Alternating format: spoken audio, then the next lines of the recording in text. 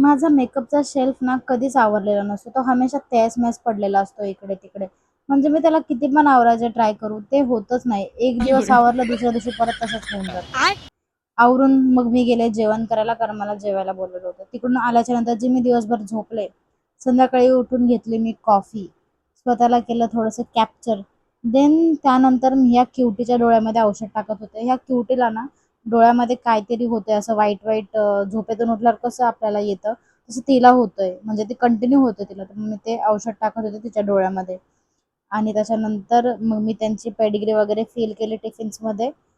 Then त्यांना दिलं जेवायला. त्याच्यानंतर मी, अद्वैत, आम्ही तिघंजणं गेलो होतो चक्कर मारायला आणि अद्वैत मध्येच रस्त्यामध्येच झोपून गेला. तो झोपून गेला म्हणून मग म्हटलं चला जाऊ द्या, कुठेतरी जाऊन एका ठिकाणी बसावं. मग आम्ही गेलो मोमोज खायला.